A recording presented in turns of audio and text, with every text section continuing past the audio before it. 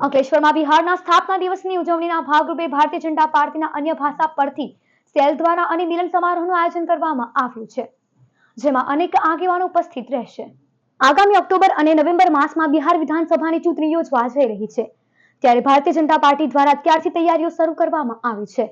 ભરૂચ જિલ્લા ભાજપના અન્ય ભાષાભાષી સેલ દ્વારા બિહારના સ્થાપના દિવસની ઉજવણીના ભાગરૂપે અંકલેશ્વરમાં સ્નેહ મિલન સમારોહનું આયોજન કરવામાં આવ્યું છે, જેમાં રંગારંગ સાંસ્કૃતિક કાર્યક્રમો યોજાશે। આ પ્રસંગે રાજ્ય કક્ષાના શિક્ષણ પ્રધાન પ્રફુલ પાનસેરિયા, બિહારના રાજ્યસભાના સાંસદ શંભુ શરણ પટેલ, ભરૂચના સાંસદ મનસુખ વસાવા, ધારાસભ્ય ઈશ્વરસિંહ પટેલ, રમેશ મિસ્ત્રી, ડી.કે. સ્વામી, અરુણસિંહ રણા, रितेश वसावा, भरूच जिला भाजपा प्रमुख प्रकाश मोदी सहित आगेवान उपस्थित रहશે। मोदी जी का सपना है कि हमारा भारत जो है सबसे सर्वश्रेष्ठ बने।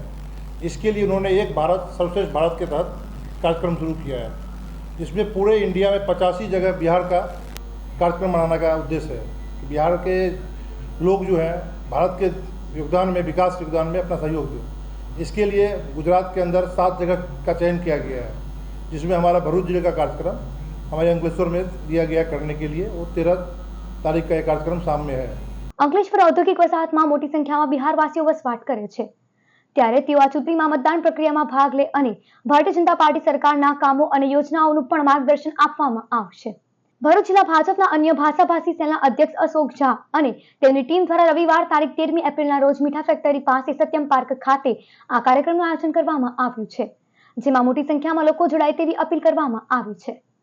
और इस कार्यक्रम का उद्देश्य है, जो नवंबर में जो बिहार में चुनाव है उसमें डबल इंजन की सरकार बने, इसलिए हम लोग यहाँ से भी प्रयत्न कर रहे हैं, अब पूरी कोशिश करेंगे। और हम खास करके बिहार वासियों को अपील करता हूँ, जो जहाँ भी है वो अपने रीत से जिनको जैसा सुविधा हो इस चुनाव में भाग लें।